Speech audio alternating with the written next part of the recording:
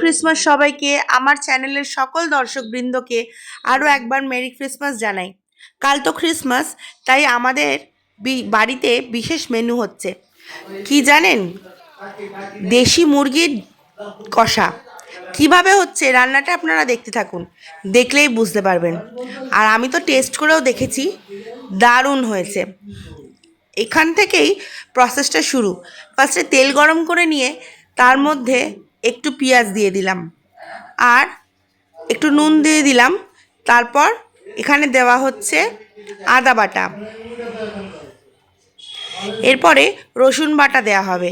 তারপর মশলাটা ধীরে ধীরে ভালো করে কষানো হবে।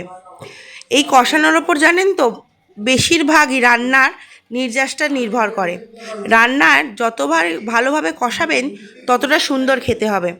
আর এখানে একটু পেঁয়াজ আমরা যেমন কেটে দিয়েছিলাম, একটু বাটাও ইউজ করেছি গ্রেভিটার থিকনেসের জন্য। খুব সুন্দর লাগছে দেখতে। এবারে ধীরে ধীরে এটাকে তেল ছেড়ে না আসা পর্যন্ত কষাতে হবে। একটু কষানো হয়ে যাওয়ার পর যখন পেঁয়াজের কাঁচা অংশটা কমে গেছে, তখন একে একে সব মশলা দিয়ে দেবো। এগুলো ওই রোজকার মশলা। ফার্স্টে হলুদ দিয়ে দিলাম আন্দাজ মতন, তারপর ঝালটা আপনারা আপনাদের টেস্টের অ্যাকর্ডিং দিয়ে দেবেন। তারপর একে একে জিরে গুঁড়ো, ধনে গুঁড়ো দেওয়া হলো। আমরা এর পরে লাল লঙ্কাটার ব্যবহারও করব। এইভাবে মশলাটা ধীরে ধীরে কষাতে হবে মিডিয়াম টু লো ফ্লেমে।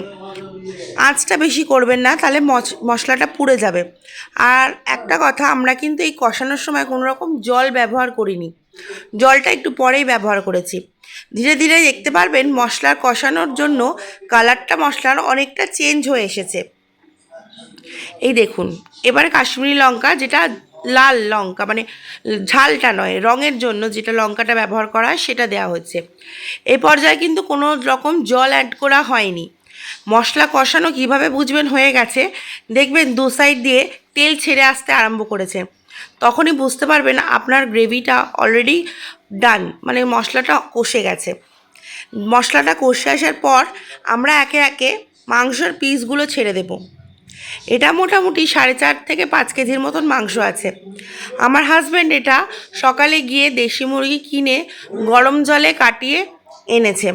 মাংসটার কিন্তু খুব টেস্ট। আমাদের এখানে এন্টালি মার্কেটই একজন জানাশোনা দোকানি আছেন, তিনি এটা প্রোভাইড করেছেন। ওকে আগে থেকে বলে রাখতে হয়, সেই দেশি মুরগির মাংস অ্যারেঞ্জ করে রাখে, নাহলে তো ক্রিসমাস সিজনে এই সময় পাওয়া যায় না খুব একটা। যাই হোক, মশলাটা ভালো করে কষে নেওয়ার পর আমরা এই পর্যায়ে চিকেনের সব রকম পিসগুলো অ্যাড করে নিয়েছি। আমরা কিন্তু এখানে স্কিন সমেত মাংস নিয়েছি, আমরা স্কিনটা ছাড়িয়ে নিইনি। আপনারা চাইলে স্কিনটা বাজার থেকে বলবেন, ওরা রিমুভ করে দেয়। কিন্তু এই মাংসের স্কিনটার সমেত থাকলে কিন্তু বেশি টেস্ট হয়। আর এই মাংসগুলোর টেস্ট অন্যান্য মুরগির থেকে অনেক অনেক বেশি। আচ্ছা, এখানে আমরা গরম জল সাইডে করেছিলাম, ওই জলটা আমরা এখানে এই পর্যায়ে অ্যাড করেছি। মাংসটা যাতে মাংসটা ভাজা ভাজা মতন করে নিয়েছিলাম, মশলার সাথে কষিয়ে নিয়েছিলাম। এবার গরম জলটা অ্যাড করে মাংসটা সেদ্ধ হওয়ার জন্য আমরা একদম মিডিয়াম টু লো ফ্লেমে, বেশিরভাগ লো ফ্লেমেই ঢাকা চাপা দিয়ে রান্না করব যতক্ষণ না মাংসটা কুক হচ্ছে। এবার মাংসটা স্লো কুক হবে, তাহলেই টেস্ট। মাংসটা যদি হাই ফ্লেমে দেন তাহলে মাংসটা কিন্তু জুসি হবে না আর সেদ্ধও হবে না প্রপারলি। তাই জন্য মাংসটা মিডিয়াম টু লো ফ্লেমে আমাদের ঢাকা চাপা দিয়ে রান্না করতে হবে যতক্ষণ না পর্যন্ত সেদ্ধ হয়ে আসছে। আচ্ছা, আমি কিন্তু সব রকমই আমার চ্যানেলে ভিডিও দিয়ে থাকি। কুকিং ব্লগ আমি হয়তো কিছু কমই করি। আপনারা যদি এরকম ব্লগ আরও দেখতে চান আমাকে কমেন্টে লিখে জানাবেন।